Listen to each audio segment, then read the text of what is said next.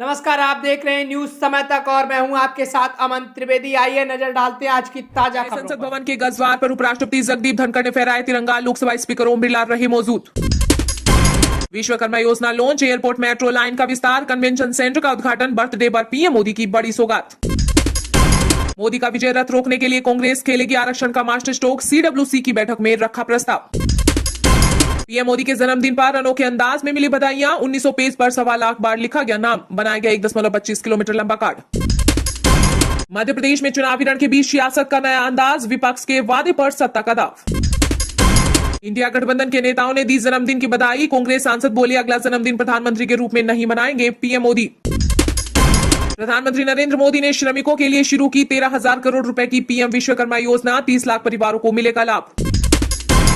73वें birthday पर PM Modi का दिखा खास अंदाज, कुम्हार, महिला टेलर, नाव बनाने वाले, लोहे का काम करने वालों से भी की मुलाकात। कांग्रेस अध्यक्ष मल्लिकार्जुन खड़गे बोले 2024 में बीजेपी को सत्ता से बेदखल करना महात्मा गांधी को होगी सच्ची श्रद्धांजलि।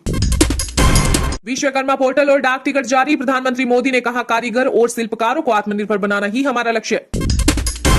राजस्थान में 36,000 मुस्लिम मोदी मित्र, लगाएंगे बीजेपी का बेड़ा पार, कांग्रेस के वोट बैंक पर भाजपा की नजर। लोकसभा चुनाव से पहले ओवीसी ने दिए बड़े संकेत, कहा एनडीए और इंडिया के बाद अब बनेगा एक और मोर्चा। देश में बदलाव के जरिए संकेत, कांग्रेस नेताओं से बोले मल्लिकार्जुन खड़गे, कहा ऐसा कुछ न करें जिससे पार्टी का नुकसान हो। सनातन धर्म पर जारी विवाद के बीच बोले किसान नेता राकेश टिकैत, बताया क्यों मुद्दा बनाए रखना चाहती है बीजेपी। रीढ़ की हड्डी की तरह जरूरी है विश्वकर्मा, पीएम विश्वकर्मा योजना के शुभारंभ पर बोले प्रधानमंत्री नरेंद्र मोदी। बिहार के सीएम नीतीश कुमार ने पीएम मोदी को जन्मदिन की दी शुभकामनाएं, दीर्घायु जीवन के लिए की कामना। दिल्ली ग्रामीणों पर थोपे गए हाउस टैक्स के खिलाफ महापंचायत, 360 खाप के नेताओं ने एलजी और सीएम को दी चेतावनी। केंद्रीय मंत्री अनुराग ठाकुर ने सुक्खू सरकार पर बोला हमला, कहा जब से सत्ता मिली तब से झोली फैलाकर घूम रही कांग्रेस। राजस्थान में एमएलए सूर्यकांता व्यास ने जमकर की सीएम गहलोत की तारीफ, केंद्रीय मंत्री गजेंद्र सिंह शेखावत बोले बुढ़ापे में बचपन की पुनरावृत्ति होती है और बचपन में ही ऐसी गलतियां हो जाती हैं। अमेरिकन ग्लोबल समिट में भाग लेंगे आप, एमएलए केजरीवाल मॉडल का खाका पेश करेंगे दुर्गेश पाठक। ग्वालियर के हिंदी माता मंदिर में पीएम मोदी की प्रतिमा स्थापित, कई शख्सियतों की लगी है मूर्तियां। आपने राम मंदिर बना दिया तो आप राम नहीं बन गए, पीएम मोदी के जन्मदिन पर राज्यसभा सांसद कपिल सिब्बल ने किया कटाक्ष। गुजरात में आम आदमी पार्टी गठबंधन को तैयार, संजय सिंह का बड़ा दावा, बोले बीजेपी कई सीट हार जाएगी। पाकिस्तानियों के बाद अब अमेरिका के लोगों की मांग, बोले हमें पीएम मोदी जैसा नेता चाहिए। बंगाल में अनोखे अंदाज में बच्चों ने मनाया प्रधानमंत्री का बर्थडे, पीएम जैसे कपड़े पहनकर काटा केक। हैदराबाद मुक्ति दिवस पर केंद्रीय गृह मंत्री अमित शाह ने याद दिलाई क्रूर निजाम शासन से आजादी की लड़ाई, बोले आंदोलन में शामिल हुए थे लाखों लोग। पीएम नरेंद्र मोदी के जन्मदिन पर दिल्ली के सीएम अरविंद केजरीवाल ने दी बधाई, बेहतर स्वास्थ्य, लंबी उम्र की कामना। छत्तीसगढ़ में जनता कांग्रेस का अनोखा घोषणा पत्र, 100 रुपए में स्टाम्प पर जनता से किए वादे। महाराष्ट्र के मराठवाड़ा क्षेत्र के लिए 45,000 करोड़ रुपए का पैकेज, सीएम एकनाथ शिंदे ने किया बड़ा ऐलान। छत्तीसगढ़ में अमित जोगी कांग्रेस का शपथ पत्र जारी, बोले गरीब परिवारों को देंगे 5 लाख रुपए, 4,000 में खरीद देंगे धान। वाराणसी के घाटों पर पीएम मोदी के जन्मदिन पर हुई विशेष गंगा आरती, लोगों ने मांगी लंबी उम्र की कामना।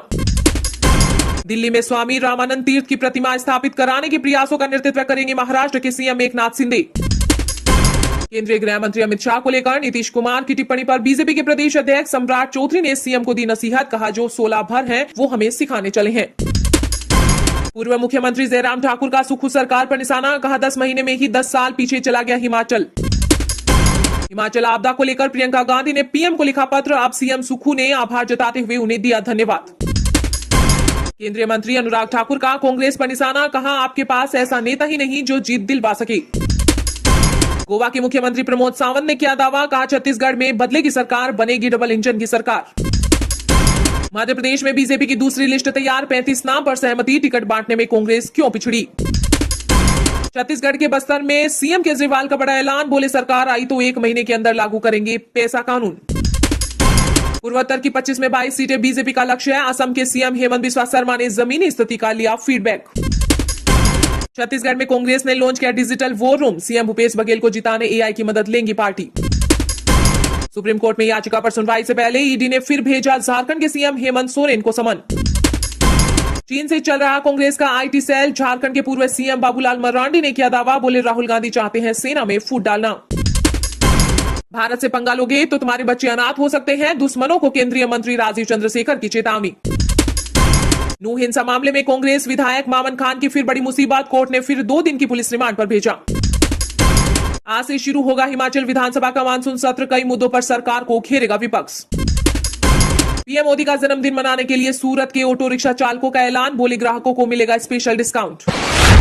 प्रधानमंत्री नरेंद्र मोदी ने श्रमिकों के लिए शुरू की 13,000 करोड़ रुपए की पीएम विश्वकर्मा योजना, 30 लाख परिवारों को मिलेगा लाभ। पीएम नरेंद्र मोदी ने पारंपरिक कारीगरों और शिल्पकारों के लिए पीएम विश्वकर्मा योजना की शुरुआत कर दी है। इस योजना के तहत 30 लाख परिवारों को लाभ मिलने वाला है। प्रधानमंत्री नरेंद्र मोदी ने नई दिल्ली में विश्वकर्मा जयंती के अवसर पर पीएम विश्वकर्मा योजना की शुरुआत की। इस योजना के तहत पारंपरिक शिल्पकारों और कारीगरों को बिना गारंटी के न्यूनतम ब्याज दर पर ऋण सहायता प्रदान की जाएगी। 5 वर्षों की अवधि के लिए 13,000 करोड़ रुपए की वित्तीय परिव्यय के साथ इस योजना से बुनकरों, सुनारों, लोहारों, कपड़े धोने वाले श्रमिकों और नाई सहित पारंपरिक कारीगरों और शिल्पकारों के लगभग 30 लाख परिवारों को लाभ मिलेगा। योजना का लक्ष्य पारंपरिक कारीगरों और शिल्पकारों द्वारा पेश किए जाने वाले उत्पादों और सेवाओं की पहुंच और गुणवत्ता को बढ़ाना है। यह योजना 1 लाख रुपए 18 महीने की पुनर्भुगतान के लिए पहली किस्त और 2 लाख रुपए 30 महीने के पुनर्भुगतान के लिए दूसरी किस्त के संपार्श्विक मुक्त उद्यम विकास ऋण प्रदान करती है। समाचार एजेंसी पीटीआई के मुताबिक सूक्ष्म, लघु और मध्यम उद्यम मंत्रालय की ओर से दी जाने वाली 8% की ब्याज छूट सीमा के साथ लाभार्थी से 5% की रियायती ब्याज दर ली जाएगी। क्रेडिट गारंटी शुल्क केंद्र सरकार द्वारा वहन किया जाएगा। इस योजना में एक प्रमाण पत्र और आईडी कार्ड के माध्यम से विश्वकर्मा के रूप में मान्यता और 5 से 7 दिनों के बुनियादी प्रशिक्षण के बाद कौशल सत्यापन जैसे लाभ भी शामिल है। इसमें नामांकन करवाने के लिए लाभार्थी की न्यूनतम आयु 18 वर्ष होनी चाहिए। इच्छुक उम्मीदवार 15 दिनों की उन्नत ट्रेनिंग के लिए भी नामांकन करवा सकते हैं और प्रतिदिन उन्हें 500 रुपए का स्टाइपेंड दिया जाएगा। इसके अलावा टूल किट प्रोत्साहन के रूप में 15,000 रुपए का अनुदान और डिजिटल लेन देन के लिए मासिक 100 रुपए तक प्रति लेन देन पर 1 रुपए का प्रोत्साहन प्रदान किया जाएगा। विपणन राष्ट्रीय समिति की ओर से गुणवत्ता प्रमाणन, ब्रांडिंग और प्रचार, ई कॉमर्स लिंकेज, व्यापार मेलों, विज्ञापन, समाचार और अन्य विपणन गतिविधियों जैसे सेवाएं प्रदान करेंगी। मोदी जी का विजय रथ रोकने के लिए कांग्रेस खेलेगी आरक्षण का मास्टर स्ट्रोक, सीडब्ल्यूसी की बैठक में रखा गया प्रस्ताव। अगले लोकसभा चुनाव में पीएम मोदी के नेतृत्व में बीजेपी के विजय रथ को रोकने के लिए कांग्रेस ने कमर कस ली है। इंडिया गठबंधन बनाने के बाद अब कांग्रेस जातीय समीकरण बनाने में जुट गई है। मल्लिकार्जुन खड़गे के अध्यक्ष बनने के बाद हैदराबाद में हुई कांग्रेस वर्किंग कमेटी की बैठक में पार्टी ने जातिगत जनगणना करवाने के साथ ही दलित, आदिवासी और ओबीसी आरक्षण की सीमा को बढ़ाने की मांग की है। इस प्रस्ताव में कहा गया है कि सीडब्ल्यूसी अनुसूचित जाति, अनुसूचित जनजाति और ओबीसी के लिए आरक्षण की मौजूदा ऊपरी सीमा को बढ़ाने का भी आह्वान करती है। इस संबंध में सवाल पूछे जाने पर कांग्रेस मीडिया प्रमुख पवन खेड़ा ने कहा है कि राहुल गांधी ने कर्नाटक को कोलार की सभा में जाति आधारित जनगणना की मांग की थी ताकि सभी जातियों को संख्या के मुताबिक हिस्सेदारी मिल सके। माना जा रहा है कि जिन राज्यों में कांग्रेस बीजेपी को सीधा चुनौती दे रही है वहां अल्पसंख्यकों का रुझान उसकी तरफ है। दलित और आदिवासी भी कांग्रेस के परंपरागत वोटर रहे। कांग्रेस अध्यक्ष खड़गे खुद दलित समाज से आते हैं और जातीय जनगणना और आरक्षण की सीमा बढ़ाने की मांग के जरिए कांग्रेस का असली निशाना ओबीसी वोट बैंक पर है, जहां बीजेपी काफी मजबूत है। कांग्रेस को लगता है कि महंगाई, बेरोजगारी जैसे बुनियादी मुद्दों के साथ यदि आरक्षण कार्ड काम कर गया तो वो बाजी पलट सकती है। इसके साथ ही कांग्रेस वर्किंग कमेटी की बैठक में केंद्रीय सरकार के संसद के विशेष सत्र में महिला आरक्षण विधेयक पारित करने की मांग भी की गई। सीडब्ल्यूसी ने बैठक में 14 सूत्रीय प्रस्ताव भी रखा। अपने प्रस्ताव में सीडब्ल्यूसी ने बढ़ती बेरोजगारी और विशेष रूप से आवश्यक वस्तुओं की कीमतों में लगातार होती बढ़ोतरी पर गंभीर चिंता व्यक्त की है। प्रस्ताव में मणिपुर में असंवैधानिक मशीनरी के रूप में पूरी तरह से ध्वस्त हो जाने और जारी हिंसा पर गहरा दुख व्यक्त किया है। फिलहाल खबर में इतना ही। तब तक के लिए देखते रहिएगा न्यूज समय तक और दीजिए यानी हमें यानी कि अमन त्रिवेदी को इजाजत। नमस्कार।